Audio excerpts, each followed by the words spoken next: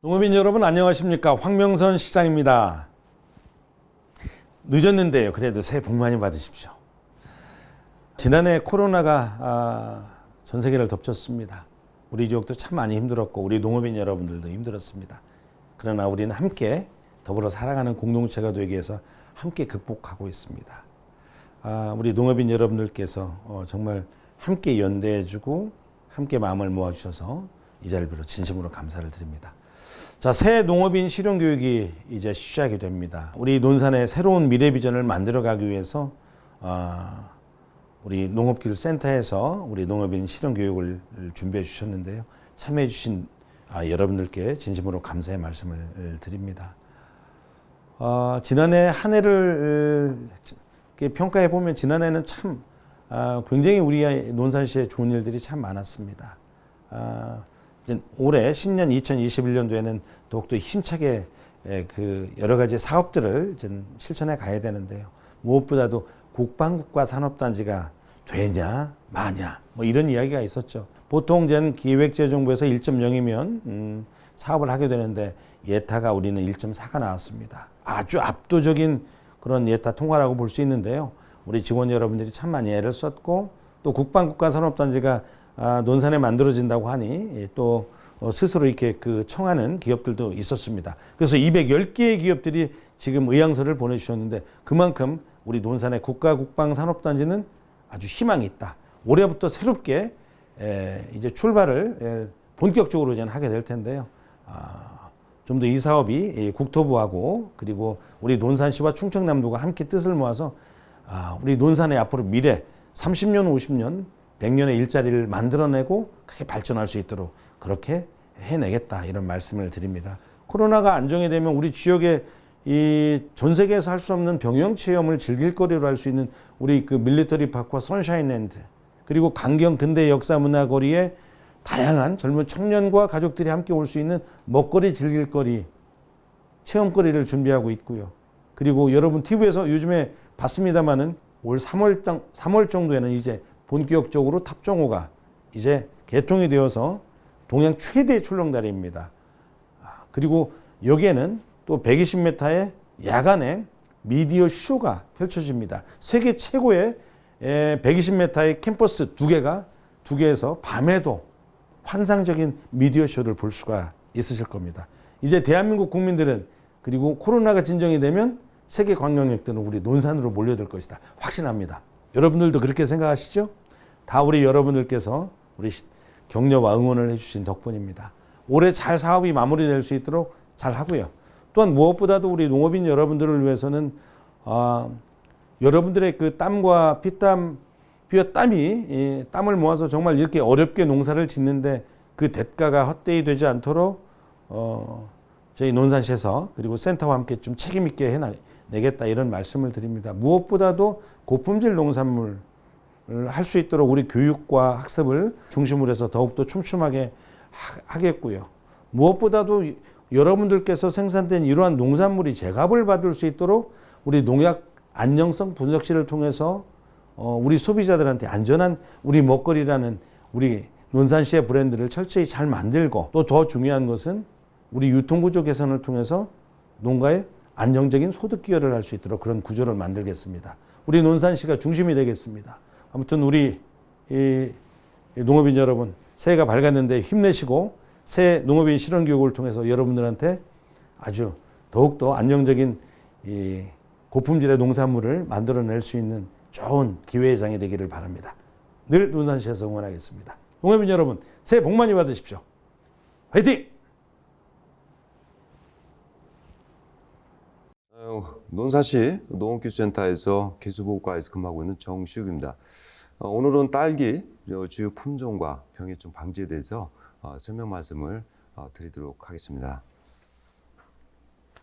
주요 병해충 진단 방법과 여러 가지 중요한 사항이 있는데 우선 최근에 논산에 신품종이 개발이 돼서 좀 출시가 또 되고 있습니다. 그래서 품종에 대해서 좀 알아본 다음에 그리고 주요 병해충 피해 판별 방법과 그리고 주요 해충 피해 판별 그런 순으로 진행을 또 하도록 하겠습니다. 우선 딸기 신품종이 최근에 출시가 많이 됐어요. 그래서 논산에서 앞으로 수랑 대신에 우리가 계속적으로 확대해 나갈 그런 품종들이 많이 있는데 그 부분에 대해서 설명 말씀 잠깐 드릴게요. 최근 킹스베리 품종이 논산에 새로 출시가 됐습니다. 그래서 많은 면적이 지금 확대가 되고 있는데 특히 킹스베리의 특징은 지금까지 나온 딸기 중에서 전 세계에서 가장 큰 사이즈로 이렇게 개발이 돼서 지금 보급이 됐고 또한 소비자들이 아주 좋아하는 품종으로 이렇게 새롭게 많이 확대가 되고 있습니다.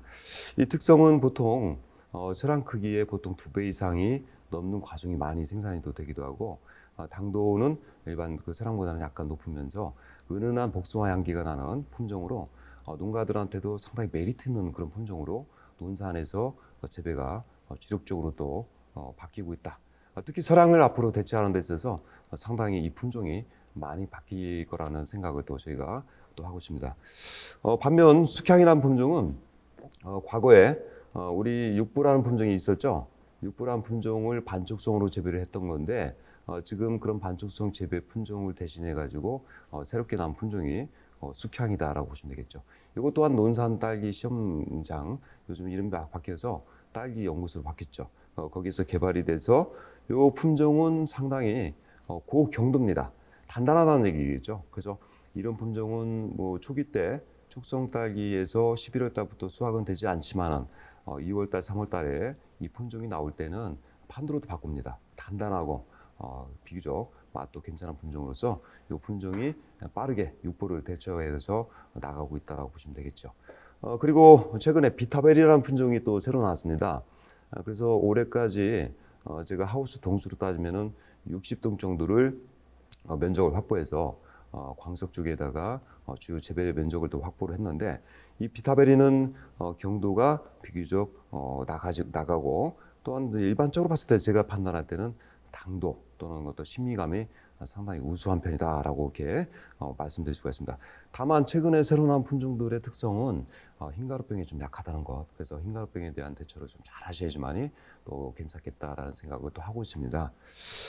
그리고 써니베리 이 품종을 앞으로 저희가 수출용 그런 품종으로 확대를 해 나갈 계획인데 이 써니베리는 정말 경도가 아주 단단합니다. 그래서 수확을 하다가 도중에 딸기를 따서 주머니에 넣었다가 꺼내서 먹어도 이 경도가 있기 때문에 아주 괜찮은 그 품종이다라고 할 수가 있는데 다만 이 품종에 대해서는 시드름병이 매우 취약성을 또 가지고 있습니다. 그래서 재배 면적을 확대하기 위해서는 시드름병에 대한 방제 예방을 갖다가 어떻게 우리가 체계적으로 할 것인가 그런 어떤 과제가 같이 배영돼서 우리가 기술적으로 농가 현장에다가 보급을 해야 되겠죠.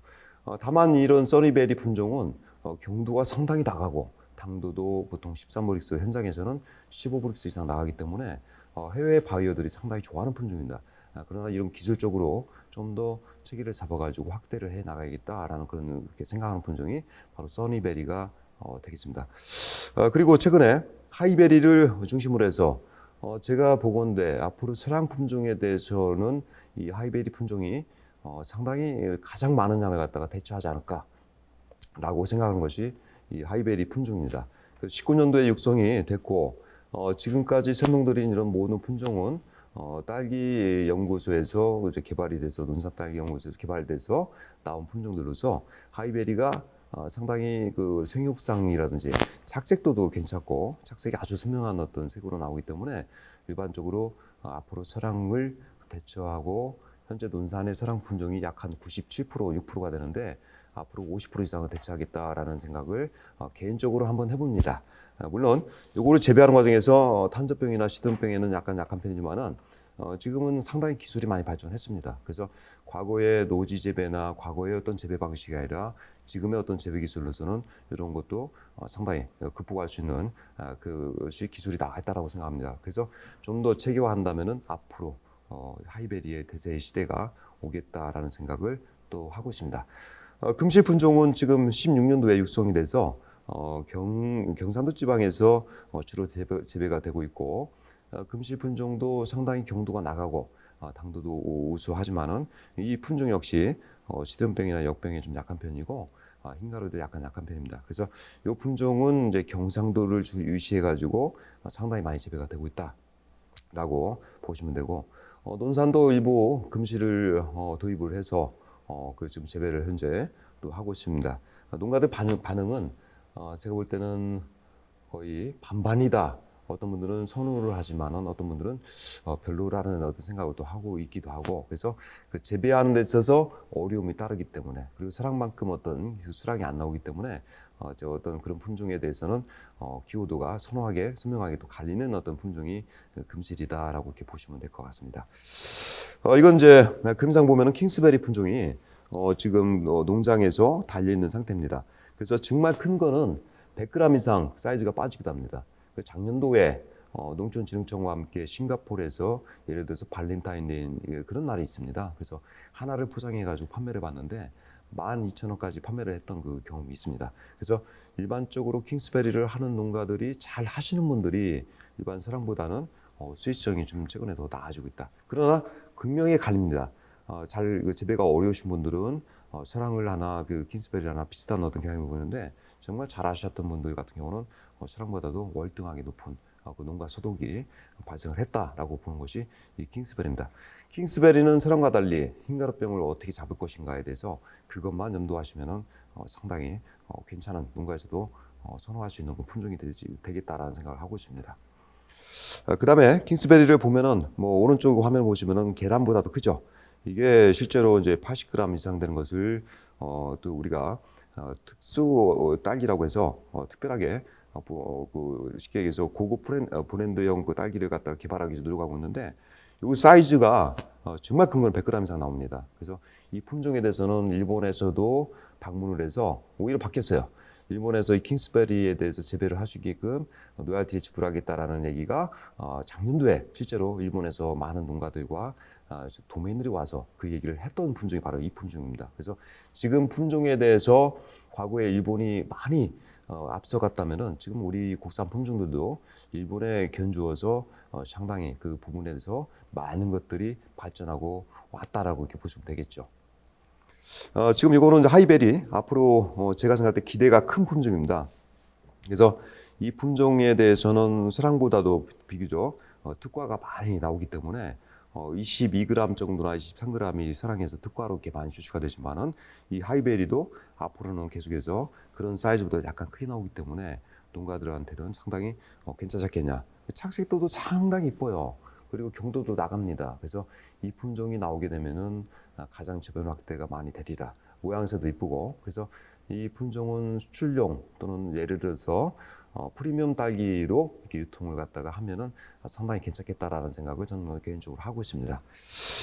하이베리는 요거는 제가 현장에서 찍은 사진들인데 상당히 착색도도 괜찮고, 그리고 일하방에서 그 재배하는 기술에 따라 가지고 기술을 좀 더 달아도 약간 특과 이상의 어떤 품종이 나오기 때문에 충분히 이것도 서랑보다도 더 당도도 우수하고 경도도 나기 때문에 앞으로 저변 확대가 되겠다라는 생각. 다만 시드름병과 탄저병에 대해서는 약간 약하기 때문에 그걸 어떻게 우리가 커버해서 나갈 것이냐, 그런 고민이 항상 따라 있죠. 자, 이건 비타벨입니다. 비타벨이 시범 포장에다 한 건데, 이 비타벨은 당도나 맛이나 제가 먹어봐도 맛은 상당히 좋습니다. 다만 단점은 이게 과피가 좀 얇은 게 있어요. 그래서 일반 유통될 때 12월이나 1월까지는 괜찮지만은 2월 말부터 3월 넘어가는 단계에서는 과피가 얇다 보니까 약간 유통하는데 2단으로 싸가지고 하기는 어렵기 때문에 1단으로 해서 포장재를 새롭게 개발해서 유통을 하는 것이 필요하다. 하지만 식미감이나 그런 부분에서는 일반 소비자를 대상으로 해서 테스팅을 해봐도 이걸 선호하는 경우가 많이 있다라고 보시면 되겠습니다. 이렇게 그림상으로 보이겠죠? 네, 그렇습니다. 현재까지 2020년 제가 11월 30일까지 논산에 있는 딸기 면적을 조사를 해보니 논산에 920헥타르의 면적이 있습니다.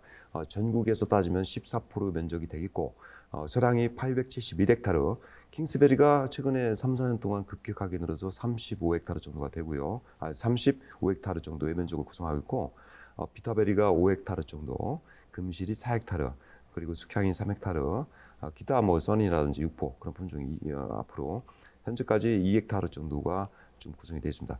여기서 본다면은 지금 앞으로 킹스베리, 비타베리가 확대가 분명히 될 것 같고, 이건 단지 중심으로 저희가 육성을 해나갈 계획입니다. 그리고 여기 표면적으로 나와 있지 않지만은 하이베리가 앞으로 대세를 띌 것이다라고 이렇게 보고 있습니다. 그리고 뭐 논가수는 대충 보면은 뭐 토경재배, 수경재배, 저희가 처음 2011년도에 약한 고설재배 농가가 얼마 안 됐어요. 그때만 해도 한 50농가였는데 지금은 1,100농가가 넘어갈 정도로 빠르게 급진적으로 수경재배 면적이 확대가 되어 왔다라고 이렇게 볼 수가 있겠죠. 그리고 서랑 품종이 단일로 이렇게 편중된 것은 대단히 위험합니다. 그래서 우리 지금 시장 경제성을 자꾸 잃어가는데 앞으로 논산에서 전국의 딸기 시장을 갖다가 주도하고 또 세계의 어떤 수출 시장을 갖다가 확보하기 위해서는 분명히 다른 품종이 나와야 됩니다. 그 중에서 서랑을 대체할 수 있는 품종, 앞서 설명한 대로 우리 논산에 있는 딸기 연구소에서 만들어진 비타베리, 킹스베리, 하이베리, 써니베리 등 이 네 가지 품종을 가지고 앞으로 빠르게 대처를 해나갈 또 계획입니다. 그리고 신품종 딸기는 개별 농가의 대상으로 확대가 상당히 어렵습니다. 그래서 단지화를 해야 됩니다. 개인이 신품종을 재배하게 되면은 유통이라든지 판매에 있어서 상당히 어려움이 있기 때문에 좀 더 단지화를 해서 규모가 됐을 때 시장을 흔들 수 있는 그 능력이 됩니다. 킹스베리는 분명히 우리가 재배 단지가 규모화가 돼서 시장을 가격을 갖다가 생산자가 조율하고 있다라고 보시면 돼요. 그래서 시장의 가격에 따르지 않고 생산자가 가격을 결정할 수 있다면 그건 굉장히 고무적인 얘기겠죠. 그래서 논산은 이 신품종을 단조화시켜서 시장을 흔들 거다, 그렇게 나갈 거다라고 이렇게 보시면 될 것 같습니다. 그래서 광석농협 비타베리 장목반을 통해서 현재는 22농가 61동이 되겠죠. 외적으로 좀 더 있는데 단조화를 통해서 현재는 예상 생산량은 180톤 되겠고 250농가에 약 한 앞으로 2025년까지는 100헥타르까지는 늘켜나겠다. 그리고 단조화를 했을 때는 분명히 프리미엄 딸기로서 차등을 둬서 시장을 갖다가 석권할 수 있는 그런 능력이 되는 품종이 바로 비타베리가 되겠다라고 볼 수가 있습니다. 또한 킹스베리도 마찬가지로 현재 105농가 정도가 재배를 하고 있는데 이것을 현재 295동 한 26.8헥타르 정도가 단조가 됐습니다. 물론 더 많겠지만은 개인적으로 재배하시는 분은 있습니다. 그러나 이렇게 단지를 조성해서도 시장을 갖다 흔들어 나갈 길이다라고 보시면 될 것 같습니다. 그래서 이렇게 단지별로 뭐 써니베리는 또 별도로 올해 다시 시작을 해서 SPC 예를 들어서 파리제거나 그런 어떤 대기업과 협업을 통해서 또 프리미엄 딸기 또 케이크에 들어가는 그런 어떤 뭐 이제 데코레이션 그 딸기로서 상당히 인지도가 높습니다. 그래서 5차에 거쳐 가지고 회의를 통해서 이 품종을 집중 육성을 해서 별도로 아주 고급 브랜드로 해서 케이크에 나갈 수 있는 그런 딸기로 이렇게 개발을 해 나가서 보급을 할 계획입니다. 기타 하이베리는 올해 이제 새롭게 나왔기 때문에 그 품종 육종을 통해서 계속 묘를 갖다 확보를 해서 늘려서 증수를 해서 논산에 이 하이베리 품종을 빠르게 논산농협의 공선 출하를 통해서 확대를 해 나갈 계획입니다. 그래서 향후 제가 판단할 때는 500농가 250헥타르 7,000톤 정도의 그 이상의 생산량을 갖다가 갖출 수 있고 이것이 단조화가 되면은 대한민국에 있는 딸기 시장을 또 흔들 수가 있겠다라는 생각을 저는 또 하고 있습니다. 기타 넘어가도록 하고요. 그러면은 사실 오늘 시간은 실용화 교육에서 여러분께서 딸기 농사를 지면서 가장 어려워하시는 것이 무엇이냐라고 볼 때 가장 어려운 것은 병해충 관리입니다. 이 부분 때문에 많은 농가들이 좌절을 또 하게 되고 이 병해충 관리가 안 되기 때문에 1년 동안 정말 많은 노력과 땀과 열정을 가지고 새벽같이 나가서 일을 하더라도 실패를 하신 분들 많이 있습니다. 그래서 이 병해충 방제만큼은 철저하게 진행이 돼야지만이 딸기 농사에서 성공했다는 얘기를 들을 수가 있습니다. 그래서 가장 중요한 그 병해충 방제에 대해서 잠시 먼저 설명을 드리겠습니다. 뭐 이건 넘어가도록 하겠습니다. 자, 누구나 다 이제 탄저병이라면은 상당히 딸기에서는 무서운 병이 되겠죠. 탄저병과 쉽게 얘기해서 시드름병 이 두 가지가 딸기에서는 승패를 좌우할 정도로 상당히 문제가 되고 있는 그런 병이다. 사람에 따지면 암과도 같은 그런 병이다라고 볼 수 있는데 이 두 가지 병을 막기 위해서 대부분 농가들이 대부분의 약제를 사용을 한다는 거죠. 살균제를. 그리고 이런 역병이나 눈마른 병은 딸기에서는 약간 귀여운 병이다. 귀여운 병이다. 탄저병 약제나 시드름병 약제를 막다 보면은 겸용해서 역병과 눈마른 병도 일부 적용해도 됩니다. 물론 그 전문약이 또 따로 있겠지만은 하지만은 이런 약제를 중심으로 해서 약제 개발이 미국이나 유럽에서 주로 미국이 선도주자죠. 그래서 그런 계통의 약제를 만들다 보니까 탄저병에 적용되는 약제는 다른 병에도 일반 채소류나 이런 딸기에는 대부분 적용이 됩니다. 그래서 이런 계통의 약제를 갖다 사용하시는 것이 이제 탄저병과 시드름병 막는 것이 바로 여러분이 하실 가장 키포인트가 되겠습니다. 세부적으로 설명을 또 드리도록 하겠습니다. 자, 열매에서 보면 이것은 뭐 누구나 알 수 있는 겁니다. 뭐 잿빛 곰팡이, 요즘에는 환경적인 관리가 상당히 좋아졌기 때문에 많이 이제 발생이 늘어나는데 최근에 추위가 좀 많이 왔어요. 실제로 기상 관측 데이터에서 마이너스 영하 18도라면은 여러분 하우스 논 주변은 2도 내지 2.5도가 더 떨어집니다. 그래서 20도까지 주변이 떨어지는 상태에서 하우스 내부에 영상 4도 미만으로 떠지게 되면은 잿빛 곰팡이가 발현이 시작됩니다. 그래서 이런 부분에 대해서도 과거보다는 덜하지만은 여전히 문제가 되고 있고, 흰가루병은 최근에 여러분들 신품종을 갖다 많이 위시하죠.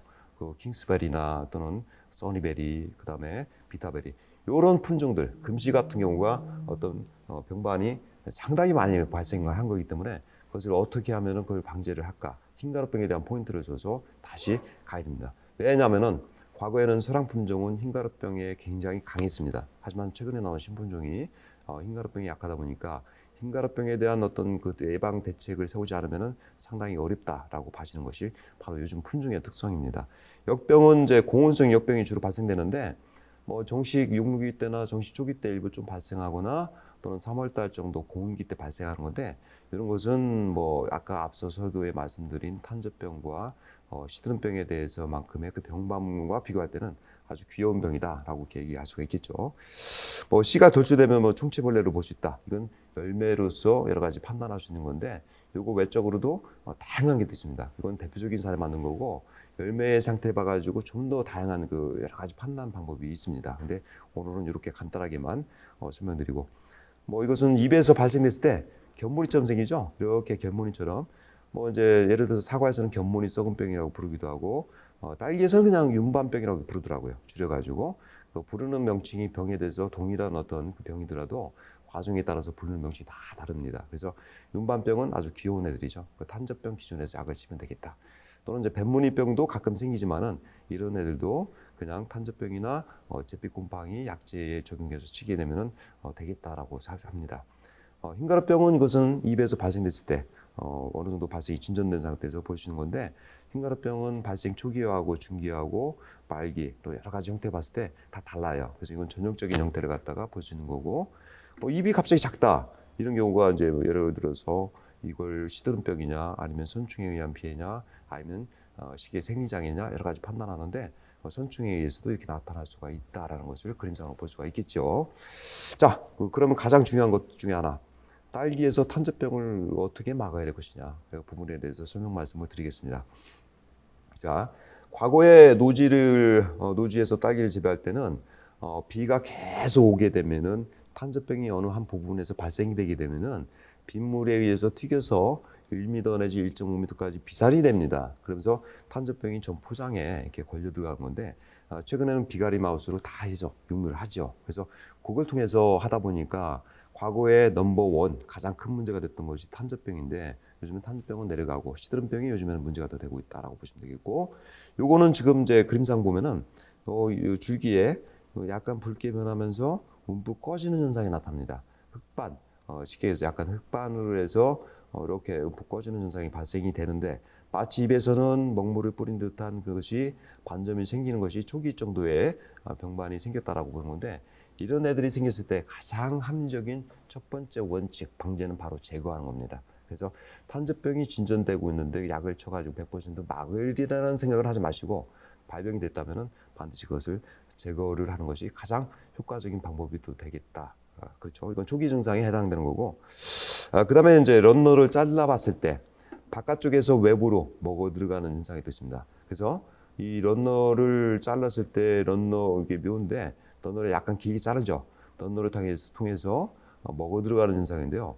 이 경우는 예를 들어서 다른 일반 부생균이 먼저 침투를 했다가 탄저병이 그 이후에 들어갈 수도 있고, 이렇게 먹어 들어갔다 해서 다 탄저병은 아닙니다. 다만 이것이 썩어서 밑으로 이렇게 완전 런너가 썩어서 들어갔다면은 이 관부 조직까지도 병반이 침투했을 가능성이 높다. 탄저병이 발현이 되고 있을 가능성이 높다라고 판단하셔야 됩니다. 가급적 정시 초기 때 런너가 타들어가면은 내가 묘가 많이 있다면은 가급적 배제를 하고선 정상적인 런너가 타지 않은 묘를 심는 것이 더 효과적인 방법이 되지 않겠냐라고 판단을 또 하고 있죠. 그다음에 이것은 이제 전형적으로 자 런너가 뭐 붉게 변하는데 붉게 변하는 원인은 다양합니다.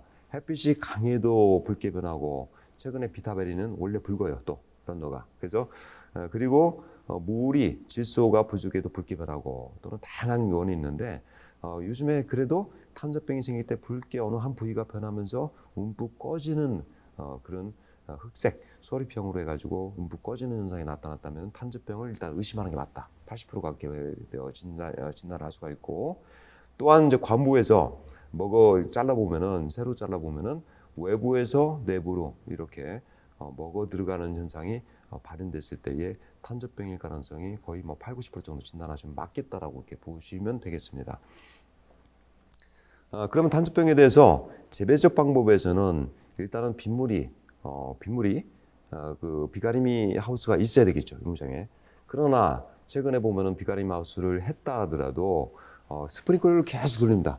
스프링클러를 돌게 되면 위에서 마치 비가 오는 효과를 내기 때문에 그걸 통해서 병반이 전이가 될 수 있어요. 그래서 요즘에는 저면 그 관수 개념이 있죠. 저면 관수라면은 점조기를 설치해서 물을 준다든지 예전에 저면 관수라고 해서 별도로 기술이 있었어요. 근데 그것은 대중화가 못 되고 저희가 개발한 기술인데 그것을 농가에서 관리하기가 어렵더라고요. 그래서 포트에다가 점적기를 설치해 가지고 물을 주는 방법을 쓰게 되면은 확실히 병반이 덜 생기더라. 그리고 두상 관수는 일단 피하셔야겠죠. 그리고 가급적이면은 맑은 날 오전에 관수하는 것이 좋다. 오전에 이제 관수를 하는 것이 좋고 그리고 충분히 약간 저녁 때쯤 되면 포트가 약간 건조하게끔 크도록 하셔야 됩니다. 그래서 너무 과습하게 되면은 이 탄저병에 대해서 병반 발현도가 높아지기 때문에 약간 드라이하게 관리하셔야 되고 요즘에 점적호수를 이용한 우렁이 포트 그리고 과도한 질소나 칼륨 시비는 억제를 하셔야 되는 거 기본적인 겁니다. 그래서 요즘에는 기본적인 거고 이병묘 제거 뭐냐면은 병이 걸렸으면 일단 제거해라. 사람은 그렇게 하면 안 되겠죠. 그러나 딸기에서 병이 발생된 탄저병과 시든병이 발현돼서 의심이 간다면은 저희 육묘장에서는 탄저병 기준으로 해서 좌우 1m 정도로 다 제거를 합니다. 멀쩡해 보여도. 또한 시든병이 발현되면은 왼쪽과 오른쪽에서 2m 이상을 갖다가 제거를 하는 것이 정석입니다. 멀쩡해도. 근데 여러분 농가에서는 그렇게까지는 할 수 없다 하더라도 그 병반이 생기면 바로 제거를 하시는 것이 가장 효과적인 방지 방법이 된다라고 볼 수가 있죠. 자, 앞서 말씀드린 대로 약을 쳐가지고 100% 방지한다, 예방한다 없습니다. 일단 제거하셔야 됩니다. 네. 그리고 모든 약은 치료 개념으로 이렇게 병이 생긴 상태에서 치료를 한다는 생각 버리시고 병이 발생되기 전에 항상 예방을 한다는 쪽으로 해서 약을 사용하셔야지만이 제대로 딸기 농사를 질 수가 있다라고 생각을 합니다. 자, 그 약재는 여러 가지가 있겠죠. 뭐 다양한 약재 있습니다. 그 중에 농가들 중에서 많이 쓰고 있는 것이 뭐 스포로곤, 모니엄 이런 것들이 이런 것들을 많이 사용하고 뭐 카보리오, 보가드 등 이런 약재를 갖다가 주로 많이 하고 또 미리본이라는 약재도 이제 사실은 겸용으로 많이 쓰기도 합니다. 최근에 그렇게 해서 쓰기도 하고 또한 이제 정식 전에 그 묘를 스프로곤에다가 침질을 해서 사용하게 됩니다. 근데 이런 약재를 쓸 때는 어떤 약재가 좋다고 하지만 그 약재를 계속 사용하게 되면은 외화 현상이 항지베레닌 어떤 외화 현상이 나타나기도 하기 때문에 약은 반드시 돌려가면서 사용을 하시는데 자주 치셔야 된다는 거죠. 특히 언제? 육묘기 때는 한 동에다가 보통 8동 정도로 심을 만한 그 면적이 그 생산이 되고 있습니다. 면적도 그 공간은 작아요. 그래서 그때 당시에 철저한 방제를 갖다가 하지 않으면은 정식 포장이 나가서는 그것을 병반이 발현됐을 때 그때는 잘 몰라요. 근데 병반을 잠복한 상태에서 정식 포장을 갔을 때는 병반이 더 확진이 되기 때문에 육묘기 때 철저한 그 관리가 돼야 되겠죠. 네. 그리고 보통 이제 약재를 할 때 뭐 여러 가지 약재를 할 때 참 안타깝던 것은 일반적으로 과거에 딸기를 하셨던 분은 예전에 동력 분무기가 아니었어요. 그래서 아싸바라고 이렇게 표현하죠. 이렇게 등찜에다가 넣어서 이런 식으로 해서 약을 하다 보니까 양량이 충분치가 않아요. 그래서 양량을 충분하게 주지 않은 상태에서 약을 줬다라고 생각하시면 많은데 결국에는 약이 잎과 줄기와 관부에 충분히 흘러내릴 정도로 묻어야 되는데 그 양량을 주지 않는 경우가 많았어요. 그래서 육무기 때는 철저하게 약을 쳤을 때는 줄줄 흘러내릴 정도로 약이 부착이 돼야 된다. 그게 안 되고 마치 두세 통 가지고 지나가듯이 쳐버리면은 약을 안 준 거와 똑같습니다. 그래서 모든 입에 모입에 그 약과 약액이 묻어서 도포가 되지만이 병반을 갖다가 합리적으로 막을 수가 있다는 건데 양량 사용 기준에 대해서 잘 농가들이 이행을 안 했던 경우가 많습니다. 지금은 많이 개선이 됐습니다. 그리고 이제 육무기 때 등재되는 약재들은 이렇게 종류가 많이 있어요. 그래서 이거 보시면은 이제 기작이 다 달라요. 어떤 뭐 호흡을 억제하는 것도 있지만은 다양한 어떤 기작들이 다 틀리기 때문에 약재를 갖다가 한 가지를 계속 쓰게 되면은 나중에 저항성이 생기는 경우가 있어요. 특히 응약 같은 경우는 빠르게 옵니다. 그래서 다양한 약재를 이렇게 돌려가면서 사용해야 된다. 흰가루병도 저항성이 굉장히 강합니다. 그래서 약을 갖다가 계통이 달리하는 약재를 갖다가 돌려서 사용하시면 되겠다. 그런 부분에서 참고적으로 봐주시면 되겠고요. 그리고 뭐 이것도 같은 내용이 되겠죠. 자, 이거는 우리 딸기 쪽에서는 제가 생각할 때는 우리 딸기 연구소의 남명훈 박사님이 가장 이 분야에서는 딸기 쪽으로 많이 연구를 하셨고 미국에서도 같이 이 계통에서 연구를 하셨기 때문에 남명훈 박사님이 참고해 놓은 그 탄저병에 대한 종합방제 책의 모델을 좀 더 참고해 주시면 되겠다라고 보시면 되겠고요. 대부분 우리가 딸기를 재배할 때 실용 약재와 보용 약재의 구분을 하면은 보용 약재는 병반이 침입하기 전에 입에다가 도포를 함으로써 병반의 균사가 쉽게 발육을 못하게 하는 역할을 하는 겁니다. 그래서 보용 약재는 병반이 걸리기 전에 예방적인 차원에서 하는 거고 클로렐라도 최근에 논산 농가들은 거의 많은 부분에서 절반 이상이 사용하는데 그 케이스가 흰가루병이나 또는 제피곰팡이나 그 병반을 갖다가 침투하기 전에 클로렐라가 도포가 됨으로써 또는 보용 약재가 도포가 되면서 균사가 침입을 못하게 하는 예방적인 차원에서 효과가 굉장히 크다는 얘기가 되죠. 그래서 만약에 병반이 발현됐다, 그럼 보용 약재 쳐가지고는 해결이 안 됩니다. 그래서 병반이 쉽게 얘기해서 침투가 돼서 발현이 되면 그때는 치료용 약재, 약재가 엽의 조직 안으로 침투를 해서 그 병반을 쫓아가서 그걸 잡아줘야 되기 때문에 그때는 치료용 약재를 갖다가 써야 된다는 얘기가 되겠죠. 그래서 보용 약재와 치료용 약재를 갖다가 구분하셔야 됩니다. 예전에 사용했던 것이 보용 약재는 이제 뭐 다이스인 같은 경우는 옛날에 많이 썼는데 지금 등록이 취소가 됐죠. 안트라코리아 그리고 보용 약재가 되겠고 치료용 약재는 앞서서 설명한 대로 상당히 많은 부분이 있습니다. 근데 요즘에는 그것을 치료용 약재는 보호도 되지만 치료도 되기 때문에 그 약재 중심으로 사용한다는 얘기가 되겠지요. 자, 다음은 지금 우리 농가들 중에서 가장 고통스럽게 하는 병이 시드름병입니다. 탄저병은 어느 정도 해결이 됐는데 시드름병은 한번 발현되면 폐농을 할 정도로 그런 것이 많았어요. 자, 그러면 여러분들 딸기를 힘들게 육묘를 해서 정식을 했는데 그 육묘 보통 정식했을 때 5동이 되는데 5동에 있는 묘를 갖다가 다 캐내는 경우가 발생될까요? 됩니다. 그래서 그런 농가들이 해마다 과거에는 한 20농가에서 30농가가 발생됐어요. 그리고 심고 나면은 대부분 다 묘 중에서 한 동에 6,000주를 심게 되는데 그 중에 1,000주 정도로 보식을 했던 과거가 있었습니다. 지금은 많이 개선됐지만은 그 원인 중에서 가장 큰 게 시드름병 때문에 그런 건데 요것이 한번 심하게 오게 되면은 정말로 내 가족의 생계가 걸려 있고 우리의 삶이 담겨 있는데 그 딸기밭을 갖다가 다 심었던 묘를 10월쯤에서 캐내는 경우가 발생하더라 이겁니다. 얼마나 가슴이 아픕니까? 그 원인은 바로 이 시드름병 때문에 그렇다라고 볼 수가 있겠죠. 그래서 요거는 이제 잘라보면 이렇게 슬라이스를 가로로 잘라봅니다. 그럼 여기 살짝 먹어 들어갔죠? 이건 결국에는 한 부분이 막히게 되면은 나중에도 클라이막스가 9월 말에서 10월 정도 초에 클라이막스가 옵니다. 그래서 그때가 정식할 때 멀쩡해요.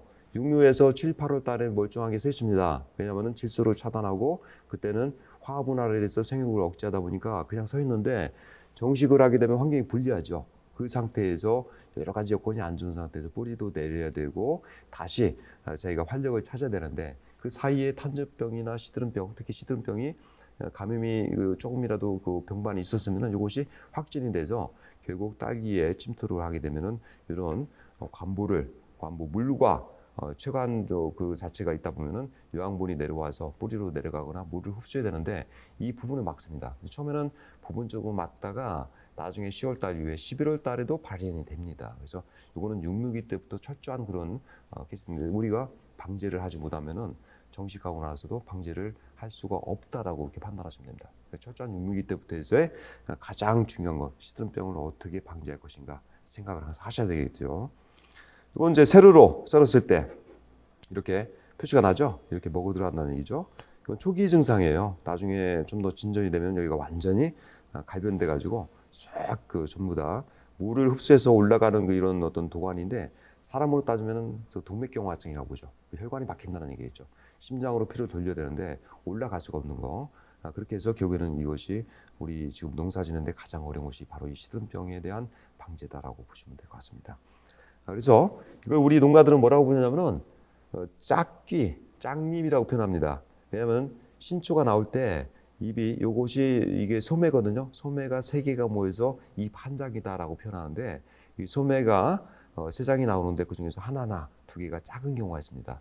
그래서 이런 현상이 나타나면은 시드름병일 가능성이 7, 80%가 된다라고 해서 이건 제거를 하셔야 됩니다. 제거를 하시고 나서 그 다음에 다른 묘로 이렇게 대처를 빠르게 하셔야 돼요. 그래서 이걸 가지고서 나중에 시드름병이냐 아니냐라고 판단할 때, 요즘에 코로나 때문에 코로나를 유전자 증폭 방식으로 해가지고 검정을 하듯이 이것도 장비를 가지고 할 수도 있는데, 대부분 이 케이스는 다른 거 판단하지 마시고 바로 보식을 이 자리에다가 예를 들어서 시드름병 약제를 갖다가 흠뻑 주신 다음에 보식을 하시는 것이 가장 첫 번째 원칙이다. 네, 그렇게 보시면 되겠죠.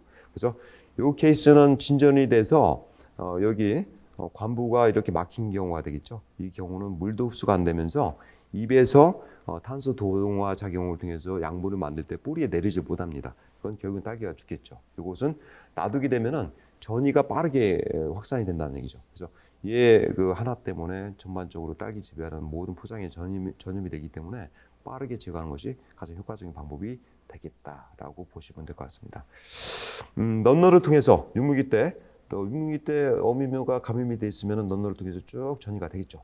계속 올라갑니다. 그래서 이것을 어미묘, 육무기 때부터 해가지고 병반에 어떤 그 병증이 있다면은 무조건 제거를 하시는 것이 첫 번째 원칙이다. 그리고 가장 약제 방제는 현장에서 그래요. 우리가 이제 지도하는 때는 일주일에 한 번 이상 치세요라고 하지만은 실전에서는 7, 8월 달에 물론 이제 그 전에 이제 정식하고 나서는 약제 방제를 그렇게 많이 안 하셔도 되겠지만은 7, 8월 달에 고온기가 됐을 때 그때는 이 약제 방제가 보통 비가 온다면 3일 간격, 비가 오지 않는다면 4일 간격으로 치는 농가들에서 이 방제 퍼센트가 99%까지 올라갔다는 얘기죠. 근데 약제를 계속 사용하고 하다 보면 저항성이 옵니다. 그래서 옛날에는 일주일만 해도 이제 터울이 됐지만은 요즘에는 그런 정도로 간격을 치지 않으면은 방제가 상당히 어려웠다라고 이렇게 볼 수가 있겠죠. 그래서 그런 약제에 대한 타임, 그리고 약량을 어떻게 정확하게 쓰냐, 약을 어떻게 돌렸을 거냐, 그런 것들은 육무기 때부터 해서 철저하게, 그리고 3월 달에 배지도 계속 소독을 해서 사용을 하셔야 됩니다. 배지 내에 이런 시드름병 포자가 생겼을 때 건조한 상태에서 휴면 포자로 10년 이상 생존을 합니다. 토양에서는 20년까지 생존합니다. 그래서 그것을 소독을 또 철저하게 하시는 것이 필요하다라고 이렇게 볼 수가 있겠죠.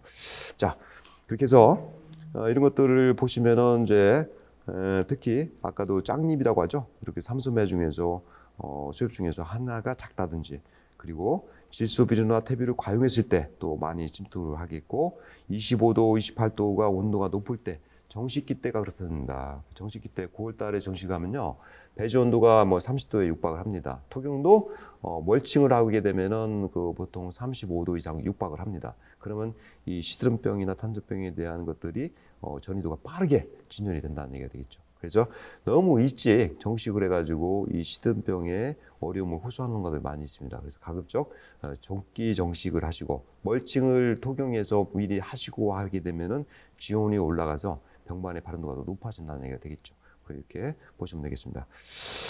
그리고 비료를 너무 과다하게 줬을 때, EC라고 요즘 표현을 하죠. 일반 수경재배하는 농가들은 EC를 다 이제 아시는데, 비료가 과다할 때, 자, 대부분 현장의 토경재배를 갖다가 저희가 100군데를 나가면은 그 중에 80% 내지 90% 정도가 왜 잘 안 되냐? 비료를 과잉으로 주고 있다는 얘기죠. 그래서 상추, 토마토, 수박, 메론, 다양한 작물이 있습니다. 오이도 있고.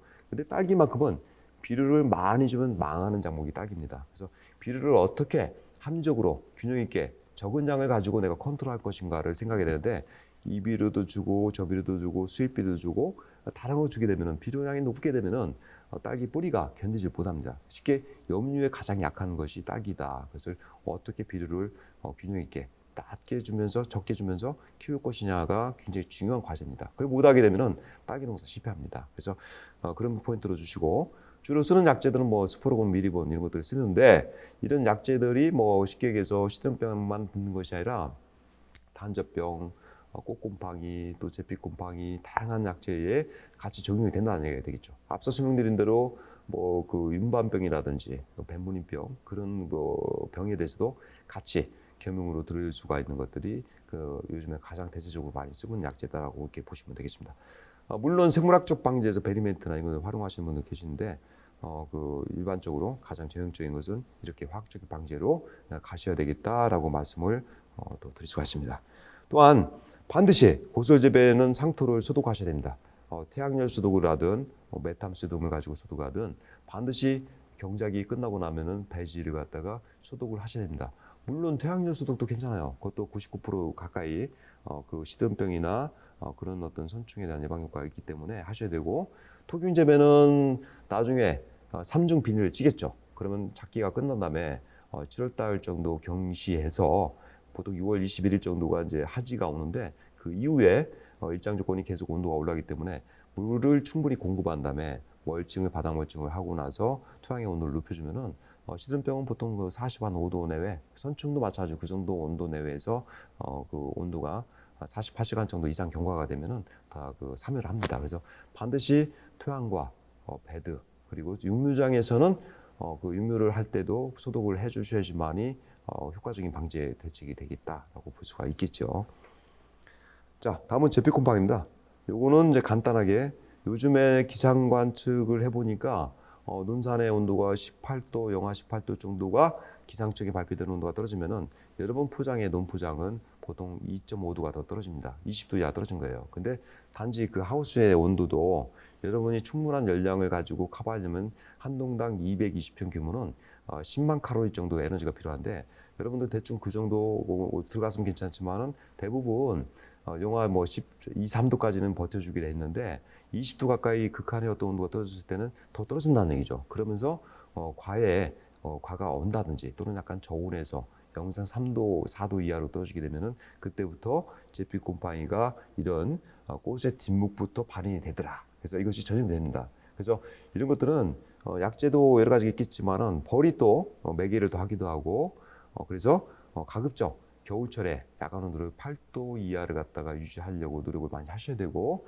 낮에는 밤에는 온도가 떨어지기 때문에 제피곰팡이가 발현되려면은 온도 적당한 온도와 습도가 형성돼야 되고 있어야 됩니다. 다만 야간에는 습도는 많지만은 온도가 낮기 때문에 확진 안 되고 낮에 해가 뜨면서 온도가 올라가면서 적정한 그런 제피곰팡이 병균이 확진이 될 수 있는 온도 조건이기 때문에 낮에 아침에 습기를 갖다가 최대한 말려주시게 되면은 제피곰팡이는 환경적으로 많이 막을 수가 있겠죠.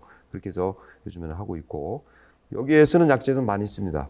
근데 이런 스포로곤 이런 것은 꽃이 피면 약간 조심하셔야 돼요. 추정 불작용이 오기 때문에 그래서 S1 뭐 이런 것들이 많이 논산에서는 사용을 하고 있다라고 보시면 되겠고 그렇습니다. 근데 이런 것들은 추위가 온 다음에 약을 치는 것보다는 추위가 오기 전에 사전에 미리 예방적으로 쳐놓는 것이 방지 효과는 훨씬 더 높았다는 사실이죠. 예, 그렇게 보시면 더 될 것 같습니다. 자, 그래서 요즘에는 이렇게 다양한 걸 가지고 내부의 습도를 온도를 높이기 위해서 씁니다. 이런 간이 대표는 많이 사용했던 건데 특히 이런 것들은 불연소가 될 수가 있어요. 그리고 내부에서 공기를 갖다가 계속 흡착을 해서 돌다 보니까 여기에 이제 쉽게 얘기해서 기화기 부분이 막힌다든지 필터 부분이 노즐이 막히게 되면은 불연소가 되기 때문에 이것도 상당히 조심하셔야 됩니다. 그래서 이런 것도 쓸 때는 항상 기화기 부분은 교체를 해준다든지 필터를 갖다가 새롭게 매년 갈아주시는 것이 효과적이고 요즘에는 이런 것보다는 이제 닥터식으로 해서 쓰는 것이 사실은 옛날부터 가장 안정적인 어떤 형태다. 가격은 비싸더라도 이렇게 해서 이제 다양한 여론을 통해서 온도를 야간 온도를 잡으려고 노력한다. 6도 이상이라고 했지만 실제는 8도 이상 잡으셔야 돼요. 왜냐? 8도를 잡게 되면 소량에서 보통 증수 효과가 15% 내지 20%가 더 올라갑니다. 4도보다도 구도를 잡았을 때 증수효과가 더 올라간다는 얘기가 되겠죠. 그래서 그렇게 하는 경우가 많이 있습니다. 자, 그리고 내부에는 팬이 있어야겠죠. 팬이 있어서 습도를 겨울철에 직창을 못 넣습니다. 영하권에서 낮에 직창을 못 넣기 때문에 내부의 습기를 갖다가 난방과 더불어서 한쪽으로 그 습을 갖다가 빼내는 방법이 배기팬과 내부의 순환팬을 통해서 내부의 습도를 갖다 조절하고 열을 갖다가 충분히 하우스 전체를 갖다가 균일하게 맞춰주는 방법이 또 되겠죠. 그렇게 해서 이제 피한다고 보시면 되겠습니다. 다음은 흰가루병.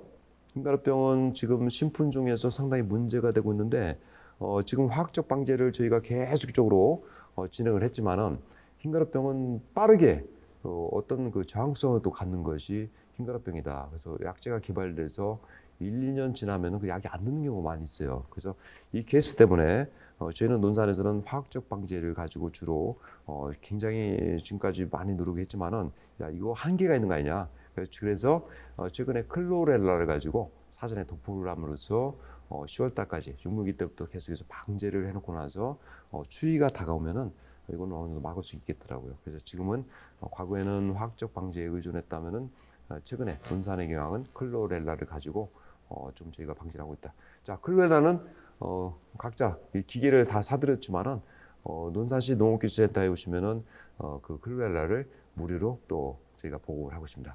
많은 내용 바란다는 얘기를 잠깐 하면서 그리고 이제 흰가루병은 이 병반이 생겼을 때 다양한 약제가 있겠죠. 그래서 이것도 육무기 때 특히 가장 여러분들이 혼돈되는 것이 7월 달과 8월 달에 그때 잠복기예요. 잠복기라서 표징이 고온 상태에서는 내부에 침투를 해가지고 그것이 균사가 가만히 정지한 상태입니다. 그랬다가 정식을 하면 그것이 그 순식간에 발현이 돼서 10월 달에 또 클라이막스가 되는데 육무기 때부터 해서 방제를 꼭 같이 하셔라라는 것들. 그래서 요 계통은 요즘에 이제 새로 나온 약제 중에서 몇 가지 잘 되는 약제 있어요. 그래서 그런 부분에 대해서도 생각을 하셔야 되겠고 육무기 때부터 아까 얘기하신 특히 신품종에서는 시드름병, 탄저병 그리고 신품종에서 흰가루병까지는 같이 생각을 하셔야겠다라고 이렇게 말씀을 드립니다.